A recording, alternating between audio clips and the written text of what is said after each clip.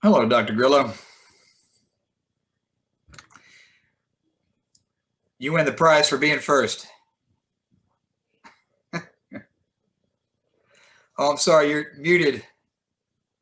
Yeah, no, I'm just coming in to basically just kind of listen and learn about it. So once y'all get started, I'm just gonna go camera off and No worries. Yeah. So yeah, and this is fact finding for me. So Gotcha. Yeah. And there's Marie. Hello, Marie. Hello. I was muted there. There you go. Good morning. I was just telling my wife I'm expecting a small, dedicated crowd today. Dedicated being the keyword. That's right. Here comes our friend Cynthia. Hello, Cynthia. As chair, I needed to support. So. Oh, well, thank you. Yeah. Well, yes. And Cynthia Pryor is everywhere all the time. She is fabulous. Right. How's it going, Andy? Hi, everyone. Hello. Hi, Cynthia. Good. It's good to see y'all. You too. Thank you for coming. Yes. It looks perfect as I agonize over this semester and how to talk about the difficulties our country is having. I got the one I dropped. These are important skills for not just the immediate future, but for right now, today. Yes, exactly. Yeah. I have to tell you, when we started this, we knew it would be important. We didn't know how important it would be. Oh, yes. Definitely. That's putting it mildly. Yeah, when we were talking about it over the summer, I just remember thinking, oh, this will be pretty timely. Exactly. I have a word for poo, but the latest poll numbers are really depressing. I need a juice. About how people feel about all this, and right. I only have one. It's just staggering that anyone can logically support our president is staggering to me. I just don't get it, and I'm trying. I'm trying really hard. Pour, like when you pour some water in the cup. I sympathize. Yeah. Not very. Oh, I see Mary Lynn, my lovely wife, has joined us. Hello, Mary Lynn. It's a good one. Hi, Mary Lynn. I can't see you though. Well, we got the flowers on. There she is.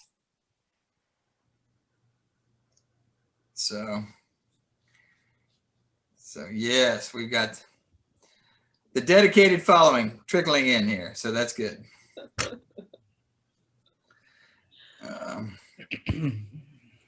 In fact, I did check this morning, and through the Eventbrite website, there was about 4 or 5 people that had signed up ahead of time with a ticket.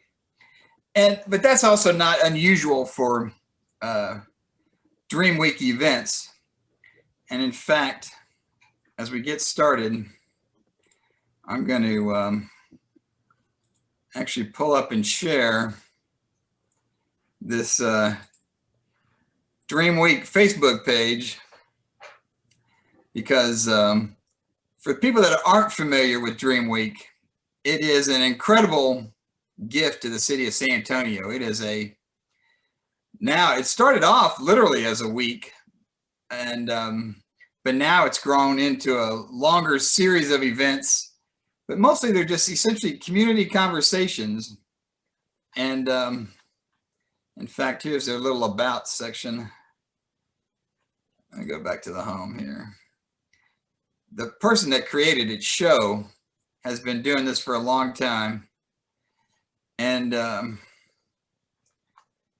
here we go. And the way he says it is that San Antonio engages in a citywide summit promoting an exchange of ideas on universal issues facing our multicultural communities.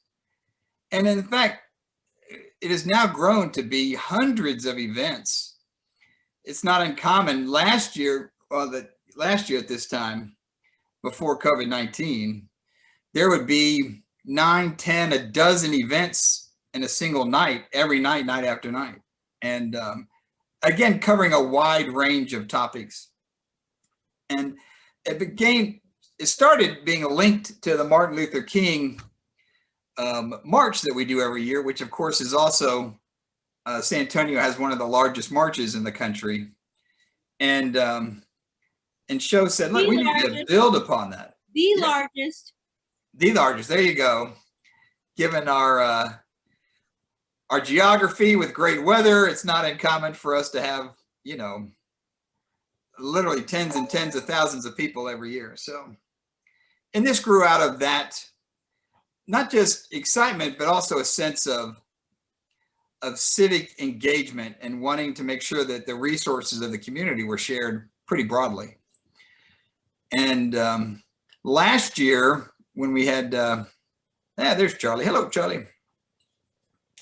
When we had Dr. Wilson visiting with us, we ended up putting together 4 different events. And so that was, which we held in the community and on campus. And this year we thought we would pare back a little bit and just talk about this exciting new partnership that we've been working on. And I see we're being joined by one of our fellows right now. Hello, Kalani. Yay!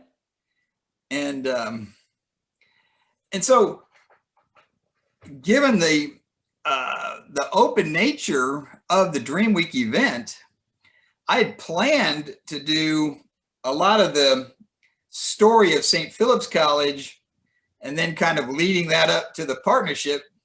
If we were going to have this small a group, I think we could kind of do the short version of that. And since most people are familiar with St. Philip's College, and just come back and do a little bit of the history of the partnership. Hello, Claudissa. There she is. And she's one of our 8 fellows. And so we're just going to be talking a little bit about that history. And so what I'd like to do, Marie, is let me do a little bit of the history that led up to it. And then you can talk a little bit about the program as it is today and what we've been doing, especially this past fall. So that the history and the background of it is at St. Philip's, we have a large social and behavioral sciences department. Within that, one of the disciplines is philosophy. And the philosophy faculty over the last 6 or 7 years has developed a concentration around practical and professional ethics. And that gets manifested in a lot of different ways, including, for example, we work with students on the Ethics Bowl. Charlie Langston, God bless you, has really taken the lead with a lot of the Ethics Bowl. This year, again, the COVID-19 year, it was a lot different than in past years, but in the past years, we've had a very successful team. And it was a way to get students to think about ethics, not just in an academic theoretical way, but also applying it, talking about it through a case study approach, which is at the heart of the Ethics Bowl tournament, where our students talk about ethics and apply it to cases and do it in a competitive manner, but one which really emphasizes the learning of ethics. And not so much, a lot of people are familiar with like high school debate, which is much more, adversarial and zero-sum winning. The Ethics Bowl is more about discussing the ideas and building good arguments and talking about the foundations of ethics. Well, this larger context of developing a focus on practical and professional ethics led us also to begin doing more work with, I need to shut that off. Doing more work with the Association of Practical and Professional Ethics, which is a large philosophy professional association. It's a lot of academics, but given the nature of it, it also has professional ethicists from business, from medicine.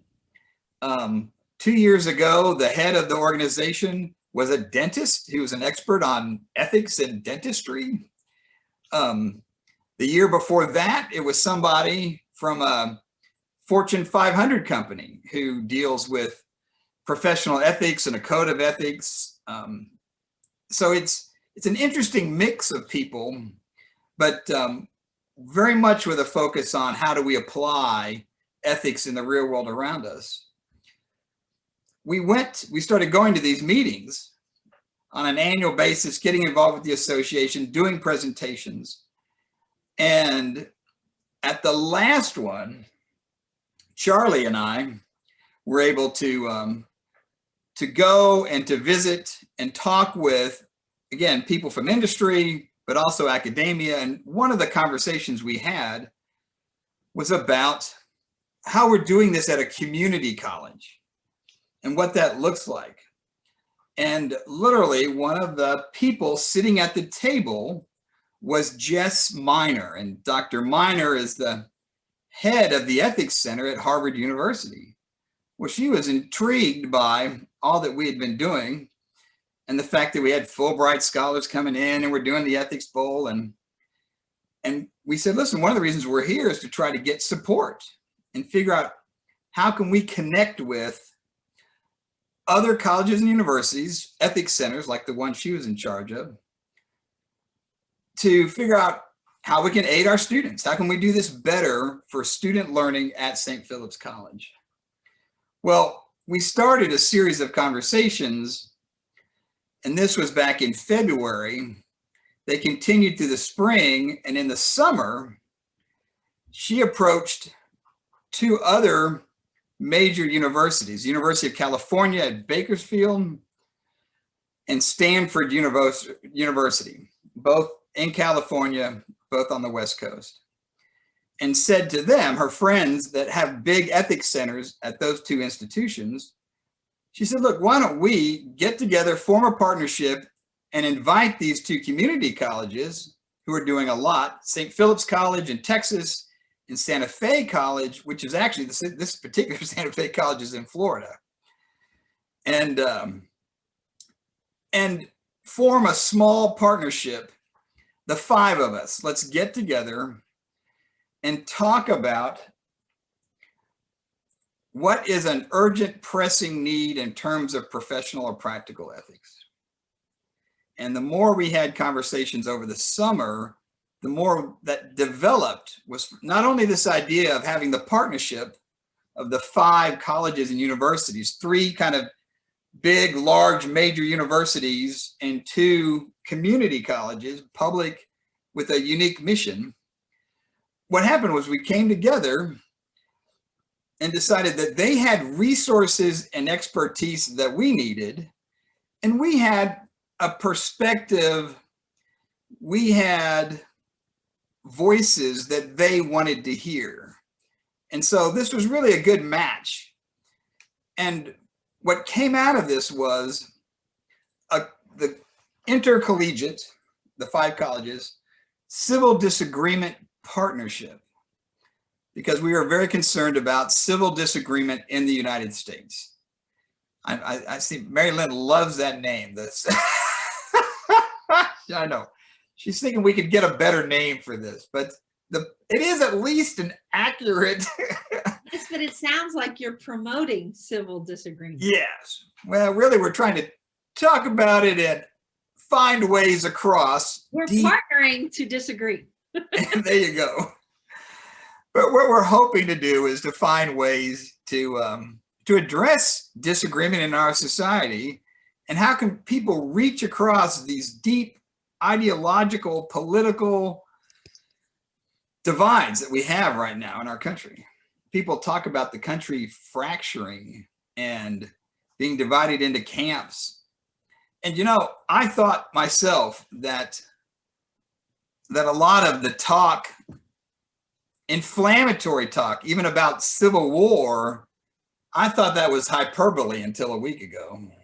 And what I realized is that we were on the right track, saying that this is an urgent need facing our country, that we need to find a way to have conversations that are productive and meaningful, and that can help us, if not reestablish, remind us of our common bonds as citizens and as members of our communities, that we need to find a way in order to be able to get along at least at some basic level and not just withdraw into separate worlds with separate media and separate values and somehow try to not even coexist peacefully. We'd be actively insulting and harming, and as we saw recently, even attacking each other.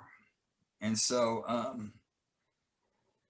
so what happened was we had these conversations over the summer, and we decided to start this partnership with a focus on students and how we could help them learn how to become first participants in this conversation, but then also leaders of conversations which would address civil disagreement. So I'm going to put up one thing and then ask Marie to make a few comments about what we've been doing this fall. And I'd love to hear from Clarissa, especially from your perspective as a student. Mhm. But let me put it, well, first of all, I'll put this up. This was the partnership. Once we finally figured out what we wanted to do, we said, look, we got to get this down to one page so it'll be clear to people what we're talking about. And so our focus was going to be on undergraduate students willing and eager to engage in dialogue across a diversity of opinions and experiences. That was it. We're saying, look, there's this giant range. We need to have skills in order to have productive conversations. You can see the schools: California State University, Bakersfield, Harvard, Stanford, Santa Fe College, which I mentioned is the one in Florida, and St. Philip's College. And so we set this up as a fellowship, a funded fellowship for students who would be essentially fellows associated with the partnership, although it is being funded by the SAFRA Center for Ethics at Harvard University. So Harvard is paying and funding the fellowships. And then it was our job to turn around and try to find 8 really great students. So Marie, will you say a few words about that? I'm going to pull up this, I have a little sheet which has the kind of the 3 goals of the fellowship. Let me see if I can pull that up. Yes. I thought I'd say a little bit about what we do on a regular basis and what we've done so far. Maybe I should wait before launching into till we get the goals up. I thought this, you know, the best laid plans. I had this ready to go. Is this it? That is not it. All right. Well, I'll just launch in, and then feel free to break in at any time, or we could. Oh, there we go. Yeah. All right. Yeah. Again, sorry about that. Good timing here. But over the summer, we were talking about the goals of the partnership, what we'd like the 5 colleges to do. And the answer was develop small teams of students on each of the campuses. So 8 students on each campus. And it would be a way to help, hopefully, strengthen student-led initiatives, build a national partnership. And this was the thing, to bring students together from different regions and political ideologies to further develop their abilities, their skills, and how to engage in and lead conversations about difficult, pressing topics across political difference. And then hopefully after that, to identify and measure those efforts. We wanted to make sure that we were able to do this in a way where we were able to study the impact and make sure that in terms of the civil discourse effect, looking at the indicators that study this. So we're going to be both doing and then studying what we're doing at the same time. So that's, but again, this is about teams of students, for example, on our campus, going through some training, learning some skills, and then engaging in those difficult conversations. So anyway, Marie, I'll try. I handed you the baton, took it back. I'll try it one more time. Sorry. There you go. Got it. Here's my pen. So yeah, so we've had a very, very interesting, I think, and beneficial first semester together so far. And I'll just tell you a little bit about what we've done and try to give you a sense of what it would be like to participate in this partnership. So we joined together near the beginning of the semester. Once the cohorts were settled and everything, we brought together the cohorts from each of the 5 participating schools. And we started by talking about why this topic, skillful discussion, skillful disagreement is so timely. And so one thing that I think helped us all was to recognize the difference between ideological polarization and affective polarization. And so we talked about how, there has long been, not surprisingly, in the US, ideological polarization. We've had people disagree with one another. People have, of course, had different political views throughout our history. But one thing that is striking about the times that we're living in now is that there's a great deal of affective polarization as well. And this has actually gone up substantially in the last 10 years or so. If we compare it to decades, the 50s, even the 60s and the 70s, we have a great deal of affective polarization now. And it's been rising lately. And affective polarization is not simply disagreement. It's not simply people holding different views, but it is, it's also rooted in our emotional lives. So when we have affective polarization, people don't, not only disagree with one another, but tend to dislike people who hold views with which they disagree. And so we have, we can see this in various ways. We talked about how just some recent examples that illustrate the increase of affective polarization, and one of our facilitators in the ICDP pointed out that if we look at internet dating, we can see a rapid increase in people who identify themselves on internet dating sites as belonging, to one political party or the other. And they make it clear that they're not particularly interested in dating somebody with different political views. And this has gone from something like 25% to 75% over the last, since 2016. And so I can't remember the exact percentages, but it's a dramatic increase. Similarly, more people now than 10 years ago say things like, I wouldn't want my children to get married to somebody with on the other end of the political spectrum. And so we see this dramatic increase lately in affective polarization, this tendency to think that people who hold different political views are immoral or evil even, or, and that's not to say that there's no morality connected with belief. Certainly, we can look at beliefs and say, well, it would be immoral to hold that belief.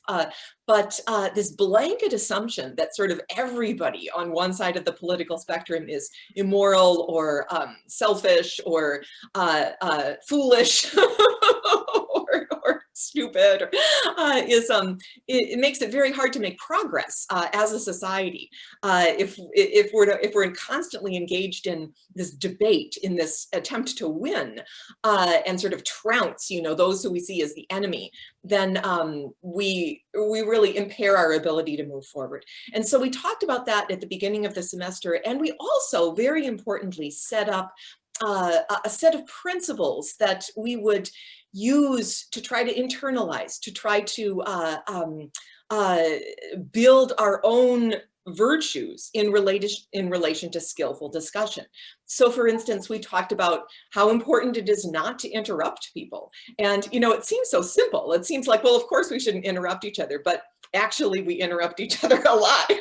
And so so, you know, we talked about these basic principles of skillful discussion. We talked about the importance of not asking somebody who might be a member of a certain marginalized group to, you know, sort of speak for the entire group. You know, we wouldn't want to say, you know, now you should speak for this, you know, this huge, you should speak for women generally, or, you know, it's, of course, there's a lot of diversity within marginalized groups, and so it's important not to you know, sort of call on somebody to speak for the entire group. That was another principle we talked about.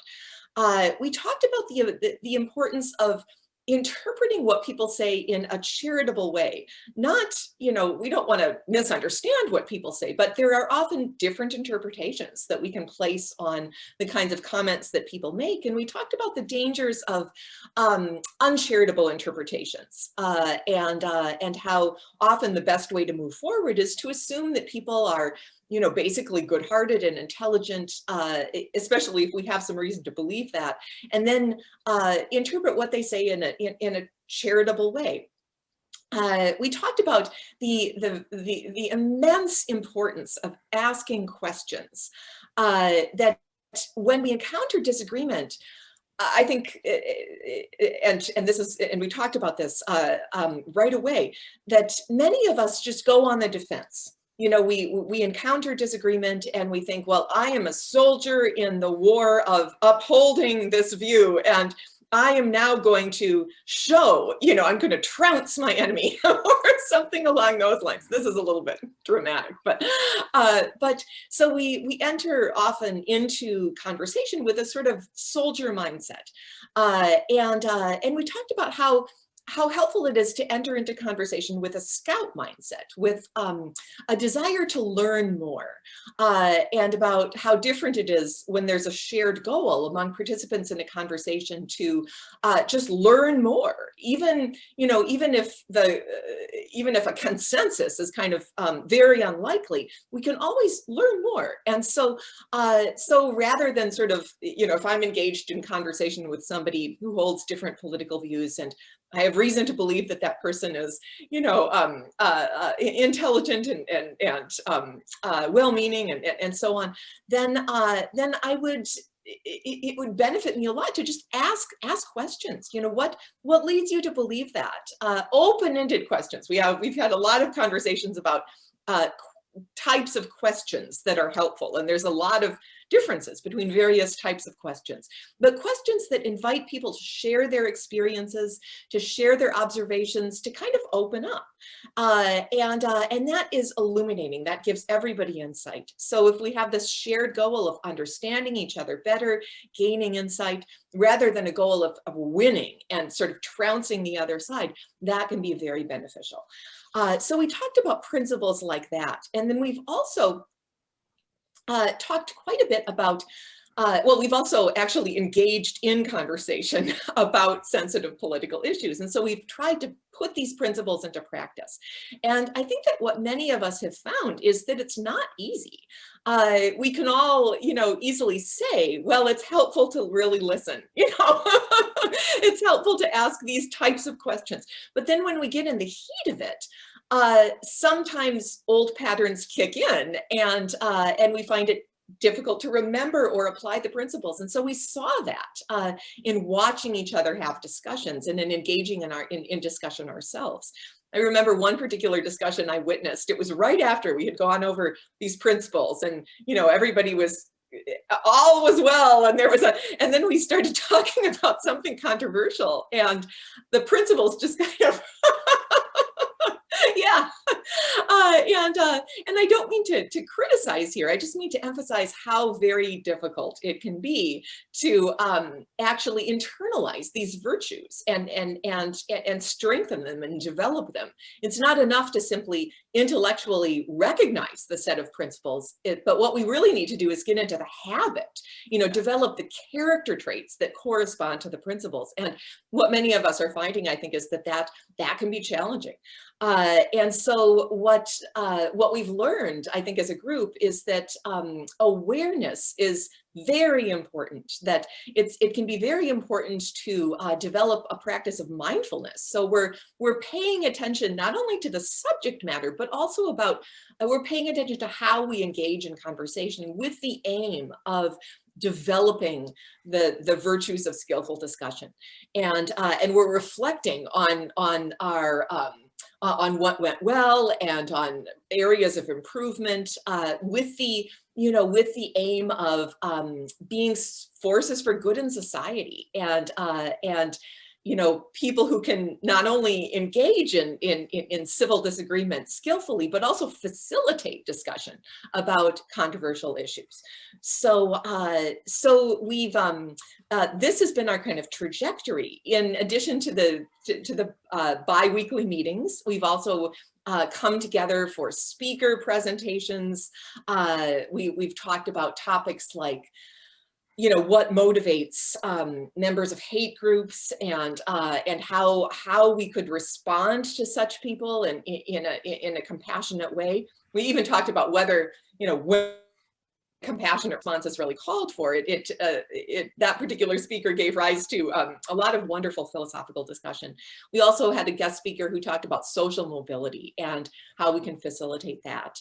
And so we've had a number of different types of gatherings and built a sense of community. And we look forward to going into the spring semester and just continuing to build on this. And hopefully this, our activities are not only beneficial during the 2 hours that we spend together, but also in our lives. We're going over skills and character traits. We're strengthening character traits and skills that we can use to really get as much as possible out of life and truly flourish and be really sources for well-being and try to help bring about a more just, equitable society, and a society in which people are interested in one another and want to understand one another, so that we can so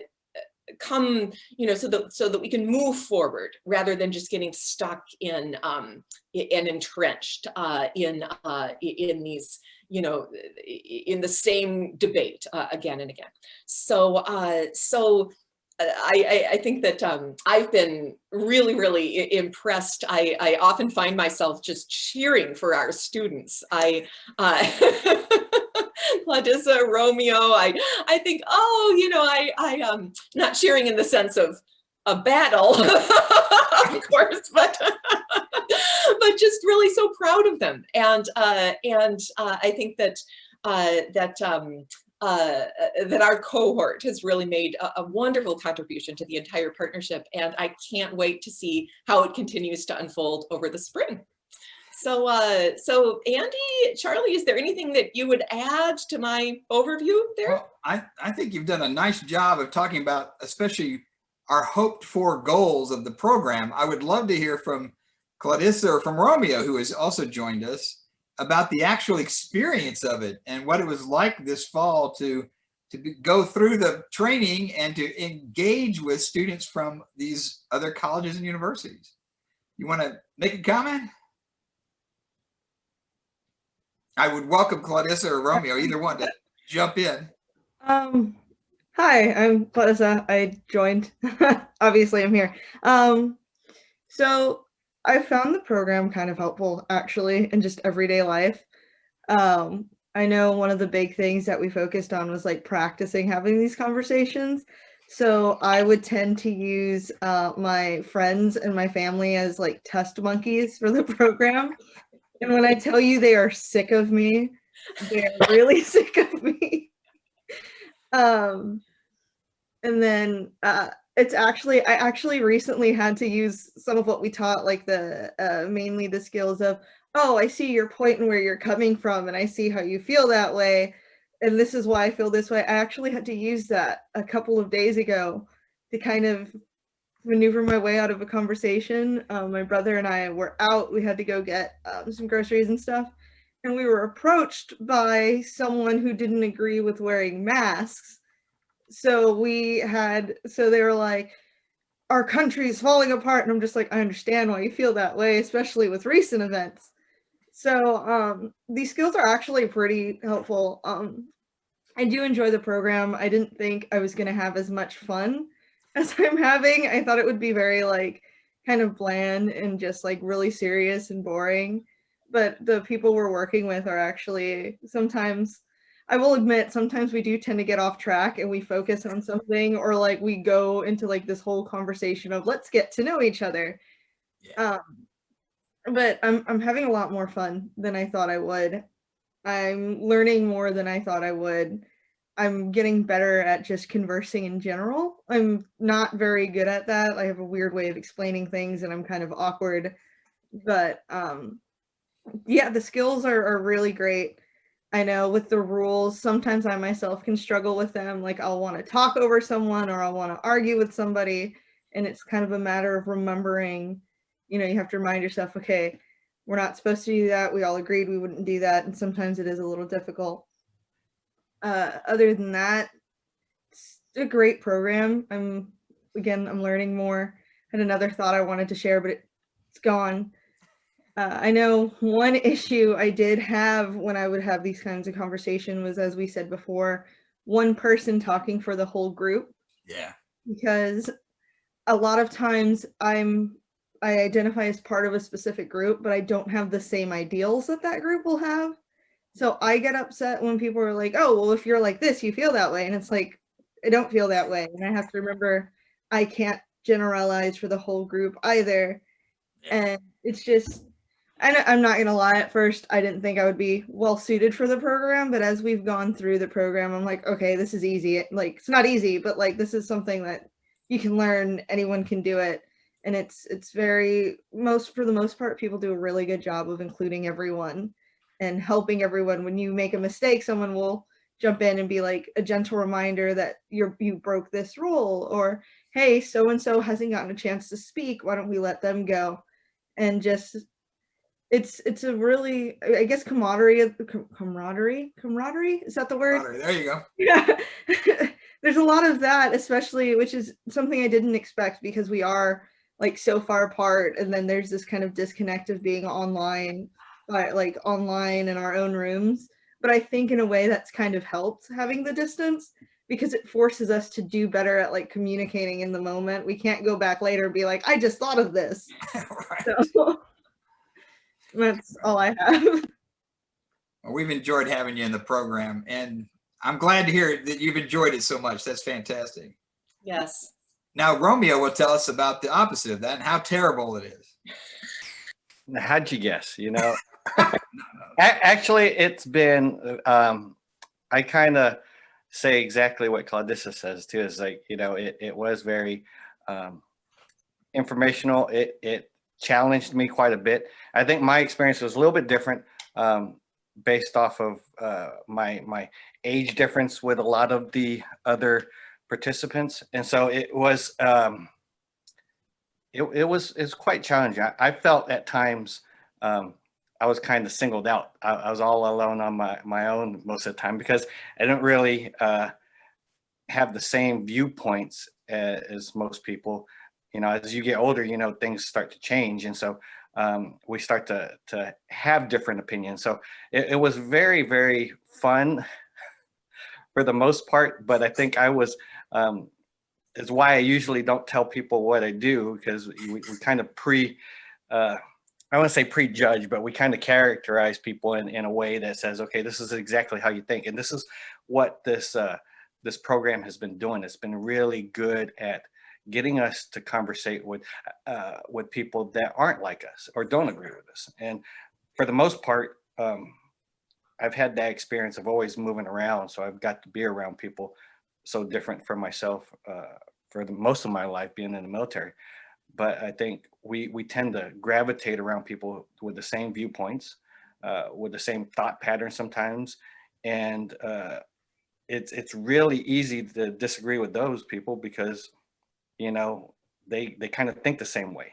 But when you get someone that completely has a totally different viewpoint, I think this was very interesting for me. It was good practice.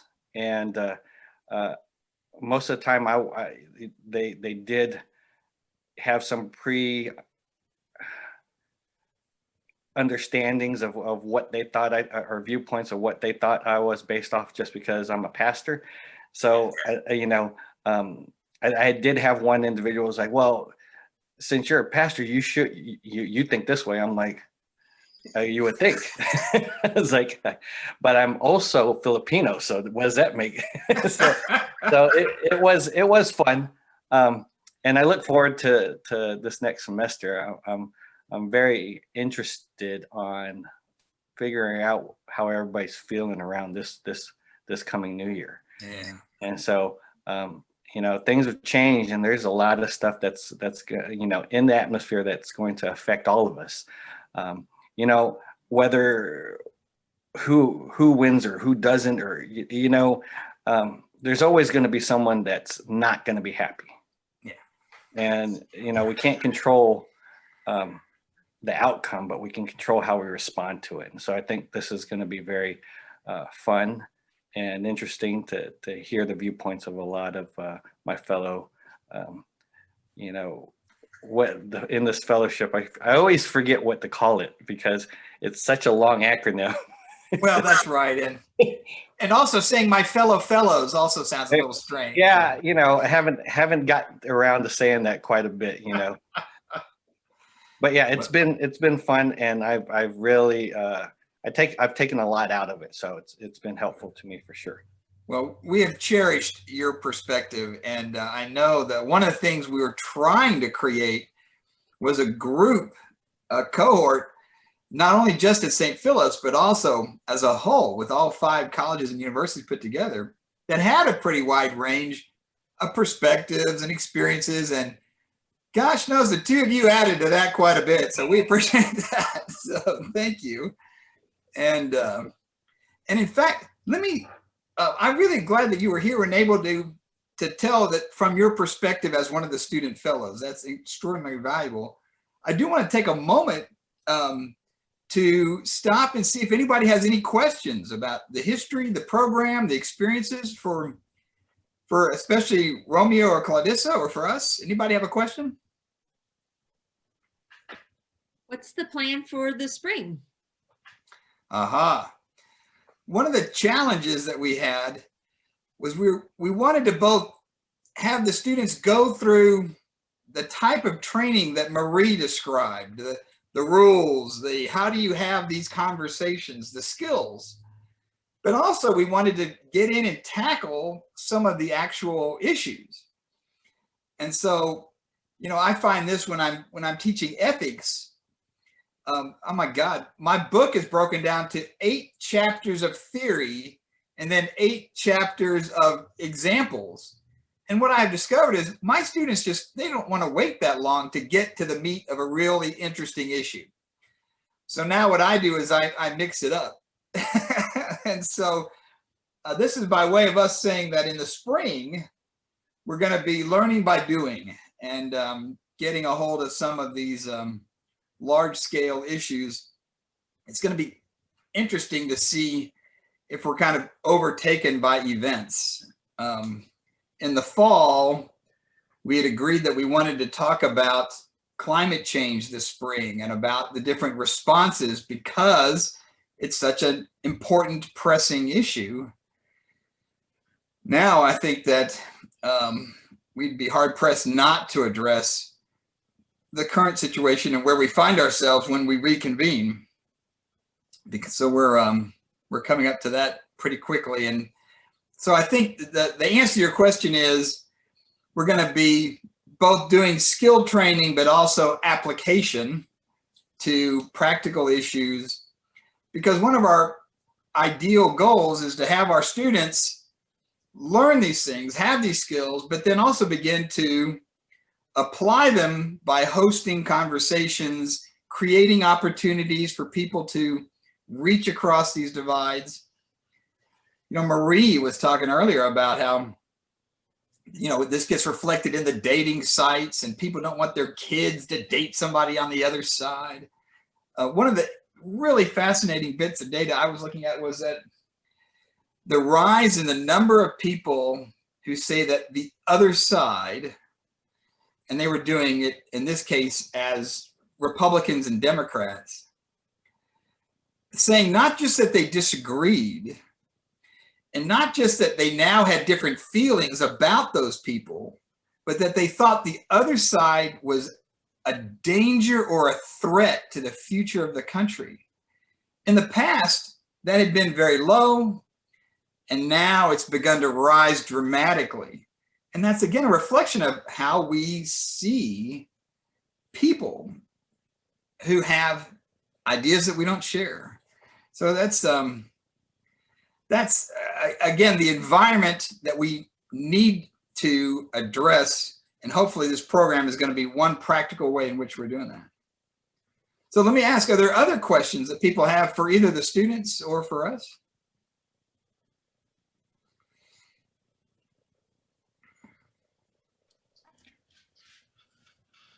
I just always want to, you know, the professor in me says, make sure that you're giving people opportunity to ask questions. I will say, again, a longer answer to your question about the future, we're hoping to begin mixing in the skills with addressing particular issues. We're going to continue in a completely remote or online environment for the spring. It'll all be Zoom like this, given the pandemic.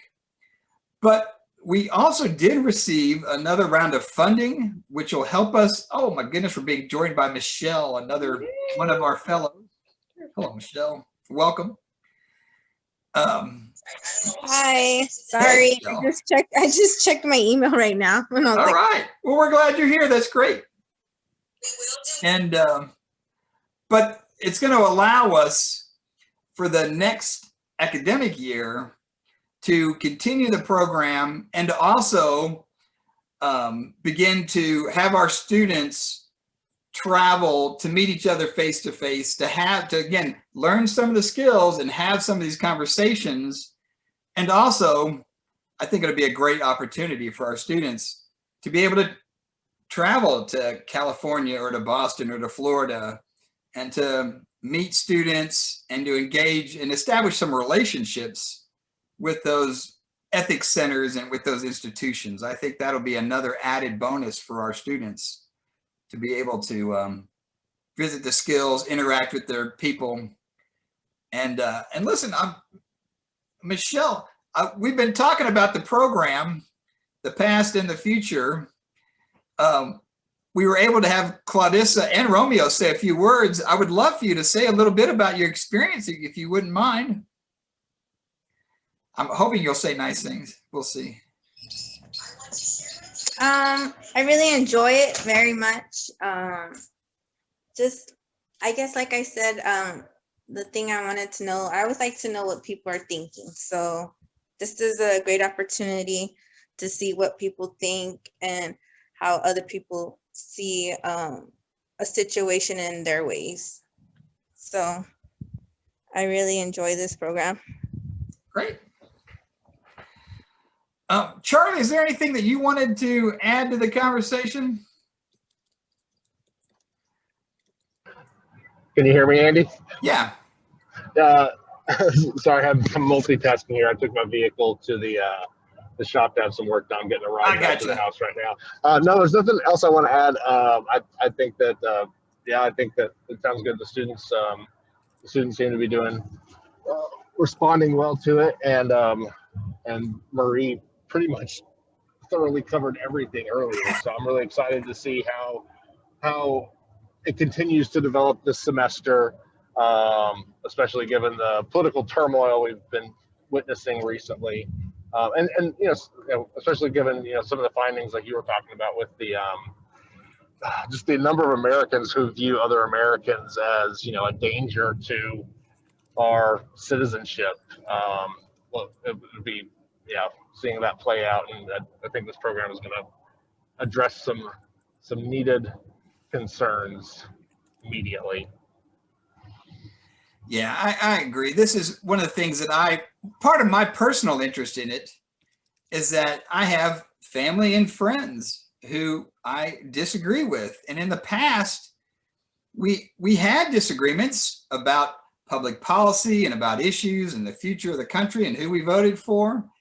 But we also then still, you know, got together for the 4th of July party, and we got together for the family reunion. And it turns out that now these days, that's become strained in a way which is different. And so I'm hoping that what we'll be able to do is have this program and others like it in the future address some of these particular challenges that we all face in our daily lives. So I'm hoping that that is a way for us to have it be a practical, personal issue as well. And I am glad to hear that the students are getting a lot out of it, and are, again, sharing that with their friends and families, even if people like Claudissa are torturing her friends and family with all these questions. Mr. Hill, I also think it's another good opportunity to, I guess, teach some of us how to talk or engage in different conversations, and like maybe think more before what we usually say. Because like I'm a type of person that just says what's on my mind, but then I guess you need to know more like what's your circle or where the conversation's going, just so it won't be any drama or anybody hurt in the conversation.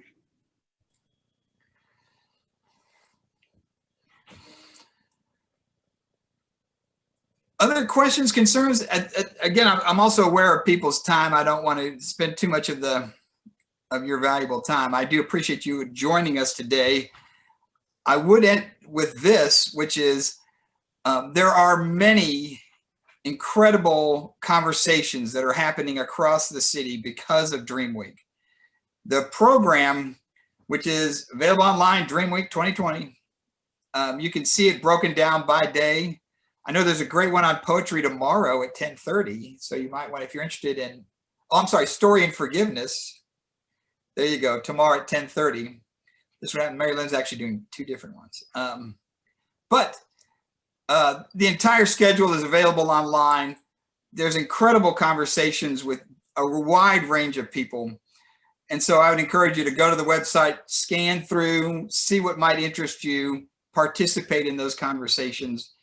It's an incredible thing. Oh, got a question from Mike. Hi, thank you. Sure. I don't want to interrupt, but I have a question for Romeo. Romeo, you're a veteran. So am I. Do you find that being in the military, the first thing we learn in basic training is we're all equal. We're not better than anybody else. We're all equal, and we all depend on each other for our lives. Do you find that helps people accept other people's ideas? You know, I totally agree with you. I think it does. When you say basic training, the whole purpose of basic training is to strip you of every other pattern, thought, break you down to a clean slate. And I think when we can let go of a lot of our pre-understandings or prejudgments and get everybody equal on the same ground, then we all realize that we're all in need of the same thing.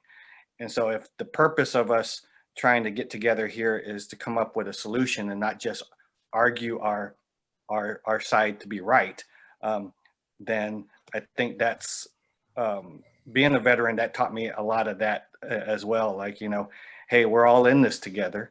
We're all in the need of accomplishing the same mission. And so, yeah, I totally agree with you on that one. I just wish that we could stop arguing the issue and really discuss that the unity of this country is what is really at stake. You know, it's not me or you, it's us. And so I think we missed that. And being part of the military really, it stripped me of saying, okay, well, this is who I am.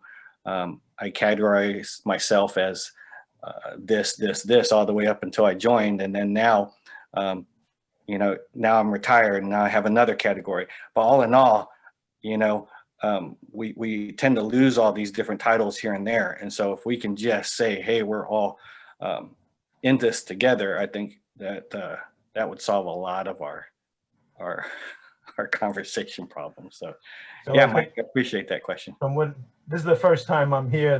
What I see so far is this group is trying to get people to understand what we all in the military know, that we're all here for each other, to help each other, not to hurt each other. And what we've got now in this country is we got two sides. One side is willing to listen to the other side, talk to the other side, die for the other side, kill for the other side. And one side just wants to kill the other side. That's the way I see it. And well, I would probably agree with you on some of that. Some of that. I think a lot of it was one of the things that we're having is following the rules. What Professor Feldmeyer was talking about in certain things with this coalition is that we can't speak for a whole, and when we do that, we tend to put a judgment and say, well, because I'm a veteran, you started off already thinking like, hey, you do have this, but you did ask it in a question, which is great, because I do think the same way you do on that. But I think when we do that, it causes us to stray away from the actual issue, and we start arguing right or wrong. And, I've been right about 5 times in my entire life. And so, and I'll tell you what, I've learned more when I was wrong. And so starting to really listen to the other side is really key on how we can get through this. And so, no, Mike, I appreciate what you were saying. And so thank you very much. How do we get schools?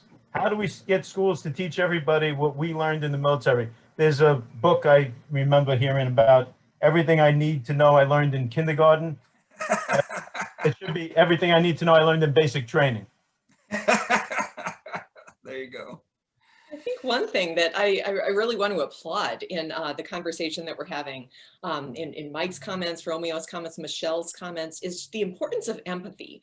I think that we love rules, and rules are certainly wonderful. I think that our basic ground rules for the ICDP are fantastic, our principles, but it's also important, I think, to think about virtues, about character traits, and which transcend rules. And empathy is so important. And I hear that in all of your comments, that if we can, step outside of our own egos and our own entrenched views and really think about what would it feel like, to experience the world in the way this other person is experiencing it, we quickly realize, well, I have so much to learn about how much this other, how this other person might be experiencing the world, and it makes us curious. And when we develop that virtue of empathy, that puts us in a just wonderful position to have a collaborative, truly fruitful discussion. And so I just want to applaud that in all of your comments, this emphasis on the value of empathy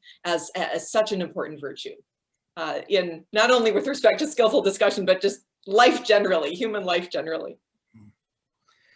There's no higher example of character traits and empathy than a guy who jumps on a grenade to save his team. Yes. There you go. Yes. Yeah.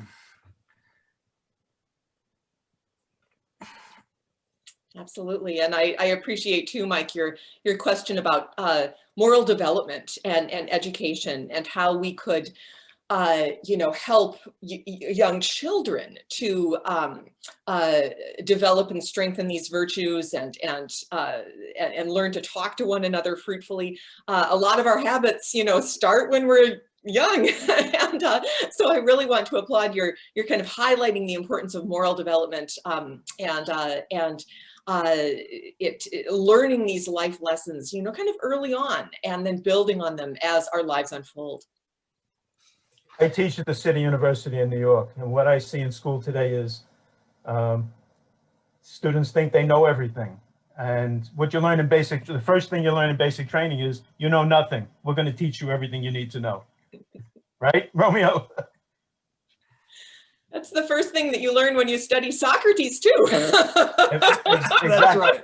Exactly. So how do we get schools to stop training people to think they know everything and get them to understand that they really have to learn everything? Yeah. Yeah, and that receptivity is so important in skillful discussion. If I enter a discussion and I think I know all there is to know and my job is just to trounce the other side, that's not so helpful. But if I enter a discussion with a mental stance of receptivity in the way that you're talking about, with some healthy intellectual humility, thinking, I don't know everything. I have so much to learn.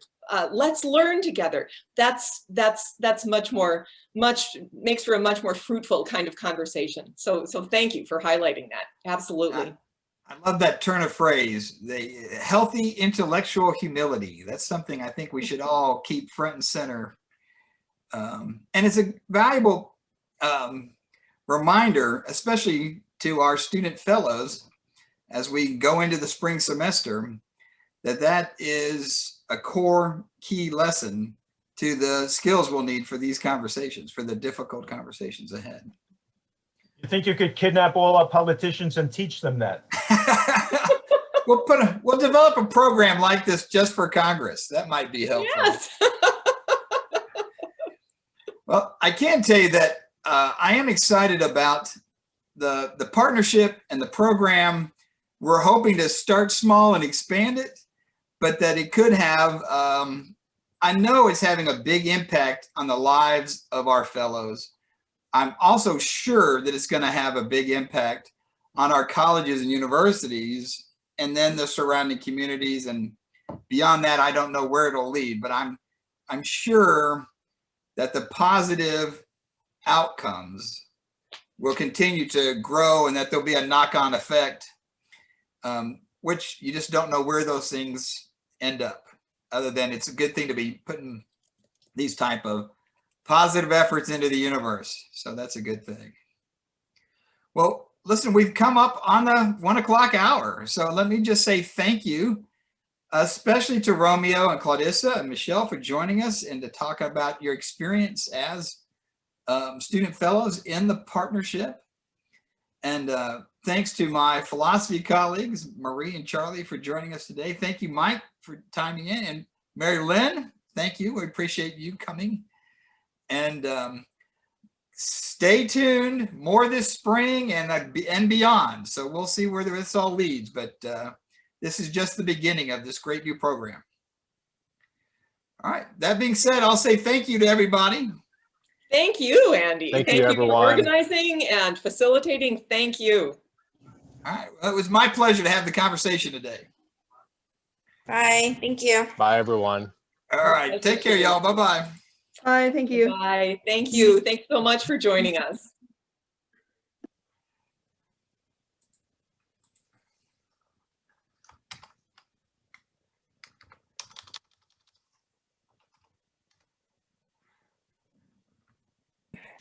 Hey, since I got you on line still, the next fellowship is next Friday, right?